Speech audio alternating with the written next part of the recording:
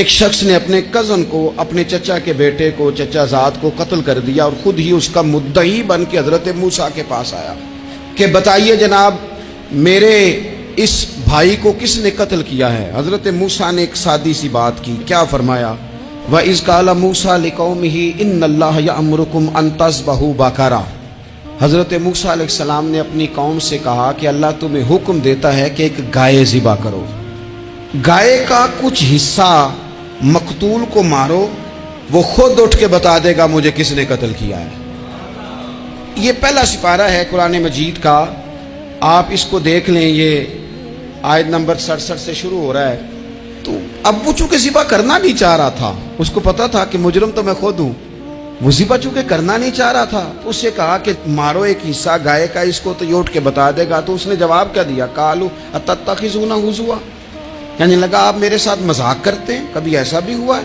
قال اعوذ باللہ ان اکون من الجاہلین، حضرت موسیٰ علیہ السلام فرمانے لگے میں اللہ کی پناہ مانگتا ہوں میں جاہلوں میں سے ہو جب کہا نہیں ذبح کرنی ہے تو اب ذرا دیکھیے کرنا نہیں نہ چاہ رہے۔ قالوا ادع لنا ربک یبین لنا ما ہی، کہنے لگے اے موسیٰ پھر آپ نہ رب سے دعا کریں کہ وہ ذرا کھول کے بتائے وہ گائیں کس طرح کی ہو، ارادہ نہیں نا ذبح کرنے، آپ دعا کریں۔ قال انہ یقول انہا بقرۃ لا فارض ولا بکر، فرمایا کہ رب کہتا ہے وہ گائے نہ بوڑھی ہو نہ زیادہ بچیا ہو، عوان بین ذالک، ان کے درمیان ہو یعنی جوان گائے ہو۔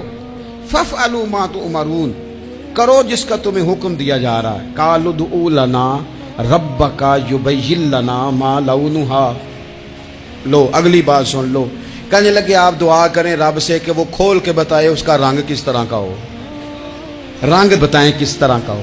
قال انہ یقول انہا بقرۃ صفراء، فرمایا رب فرماتا ہے کہ صفراء رنگ کی ہو یعنی گہرے زرد رنگ کی ہو، یہ رب فرماتا ہے اس طرح کی گائے ذبح کرو۔ فاقع لونھا تسر الناظرین، اور جب کوئی اسے دیکھے تو اسے اچھا بھی لگے، آنکھوں کو اچھی لگے وہ گائے، اس طرح کی گائیں ذبح کرو۔ لو اتنی باتیں بتا دی۔ قالوا ادع لنا ربک یبین لنا ما ہی، کہنے لگے نہیں آپ پھر دعا کریں اللہ ذرا کھول کے بتائے گائیں کس طرح کی ہو۔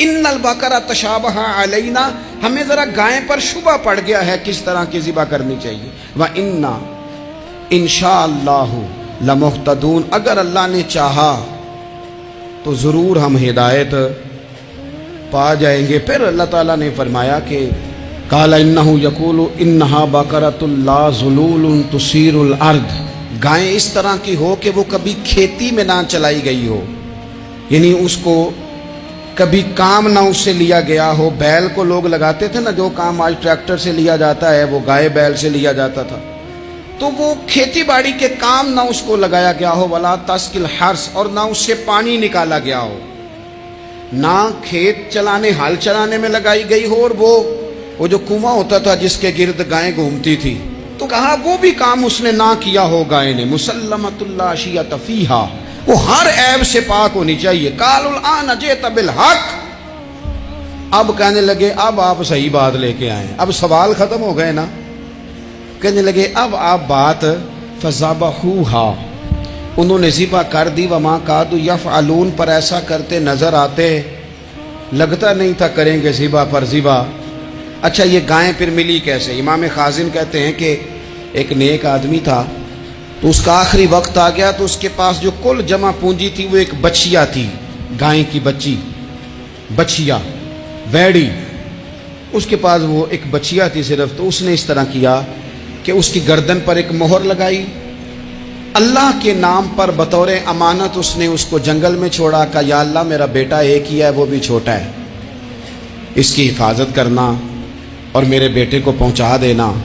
بچہ بالغ ہو گیا، اس کی ماں نے کہا بیٹا جو امانتیں رب کے پاس رکھوائی جائیں نا ان میں خیانتیں نہیں ہوا کرتی، جا جا کے جنگل میں آواز دے تیری گائے واپس آ جائے گی۔ اس نے جا کے جنگل میں آواز دی کہ وہ جو میرے باپ نے امانت رکھوائی تھی وہ کدھر ہے؟ وہ نشان لگی ہوئی گائیں دوڑتی ہوئی اس کے پاس آئی۔ واللہ خیر الرازقین، جب رب بندوبست کرے، جب اللہ بندوبست کرے تو پھر معاملہ اور ہوتا ہے۔ وہ گائے آ گئی، اب اس نے کیا کیا اس نوجوان نے کہ وہ گائے گھر لایا، ماں سے آ کے کہا کہ اماں یہ تو اللہ نے فضل کر دیا۔ ماں کہنے لگی پتر حالات ہمارے خراب ہیں، منڈی میں لے جا اسے بیچ دے، لیکن سودا میری مرضی کے بغیر طے نہ کرنا۔ کس کی مرضی کے بغیر؟ کس کی؟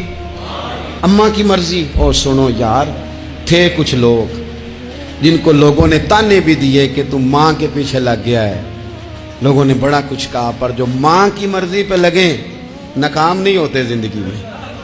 یہ دیکھو ماں کی مرضی پہ لگا۔ اس کی قیمت کتنی تھی گائے کی؟ بڑی مہنگی تھی، پر 3 دینار کی تھی۔ منڈی میں لے گیا، 3 دینار اس کی قیمت لگ گئی۔ تو ماں نے کہا تھا میری مرضی کے بغیر سودا نہ کرنا۔ اب بچے تو نہیں نہ مانتے، اماں کو کیا پتا باہر بزنس کیا ہے، لین دین کیا ہے، پر ماں نے کہا تھا میری مرضی۔ بندہ دے رہا ہے اسے 3 دینار، اس نے کہا جی میں نے طے تب کرنا ہے، ڈن تب کرنا ہے، پہلے اماں سے پوچھنا ہے۔ گھر جا کے اماں سے پوچھا، اماں کہنے لگی دے دے۔ واپس آیا تو اس نے کہا کہ میں 6 دینار دیتا ہوں، پر میری شرط ہے ماں سے نہیں پوچھنا۔ اس نے کہا تو 12 بھی دے، ڈن تب بھی ہونا ہے جب اماں نے کہنا ہے۔ وہ جب اس طرح کی اس نے گفتگو کی، واپس اپنی والدہ کے پاس گئے، کہنے لگے اماں سمجھ نہیں آتی، 3 دینار کی گائیں بندہ 12 میں خریدنے کو تیار ہے، شرط لگاتا ہے کہ اماں سے نہیں پوچھنا۔ تو والدہ کہنے لگی پتر پہلے اس سے جا کے پوچھ کیا وہ ہے کون؟ یہ کوئی روحانی معاملہ ہے، کوئی غیبی مدد ہے، پوچھ۔ اس سے جا کے پوچھا تو وہ کہنے لگا میں تو فرشتہ ہوں اللہ کا، تو نے گائیں بیچنی نہیں، اس لیے کہ تیرا باپ بھی نیک ہے، تیری ماں بھی نیک ہے، رب تیرے رزق میں برکت پیدا فرمانا چاہتا ہے۔ ماں باپ نیک ہونا، رزق میں برکت ہو جاتی ہے۔ ماں باپ نیک ہوں، ان کی صالحیت کا اثر پہنچتا ہے بچوں تک۔ رزق حلال کما کے لانے والے ہوں تو گھر میں برکت ہوتی ہے۔ جا کے کہا کہ تیرے ماں باپ نیک تھے، اسے نہ بیچنا گائے کو، تو کیا کریں؟ کہنے لگے بنی اسرائیل والے سوال کر کر کے خود مشکل میں آ گئے۔ اب وہ ایسی گائے جو جوان بھی ہو، یہاں تو ہر غریب آدمی اپنی گائیں یہاں لگا دیتا ہے، کھیتی باڑی میں یہاں لگا دیتا ہے، کنویں میں پانی نکالنے میں تو یہاں تو ہر ایک کی گائیں، تو ایسی گائیں جس کا رنگ بھی اتنا پیارا ہو، زیادہ بوڑھی زیادہ بچی بھی نہ ہو، اور ابھی تک کھیت میں بھی نہ لگی ہو، وہ سوائے تیرے کہیں نہیں ہے۔ اس نے کہا چل پھر مہربانی کر بتا میں کتنے کو دوں گائیں، اگر وہ آ جائیں تو کتنے کو بیچنی ہے؟ اسے کہنا کوئی نہیں، ریٹ تو زیادہ کرنا ہی نہیں۔ ان سے کہنا گائے کے اندر سے گوشت نکال دیں اور جتنا گوشت ہے اتنے پیسے بھر دیں، اس کی کھلڑی بھر دیں۔ اب وہ بنی اسرائیل والے ڈھونڈتے پہنچ گئے، کہا جناب گائیں 3 دینار کیا 6 لے لو۔ اس نے کہا نہ بھائی، ذبح کروں گا، گوشت نکالوں گا، جتنا وزن گوشت کا اتنے پیسے بھرو گے کھال میں تو پھر گائے تمہیں ملے گی۔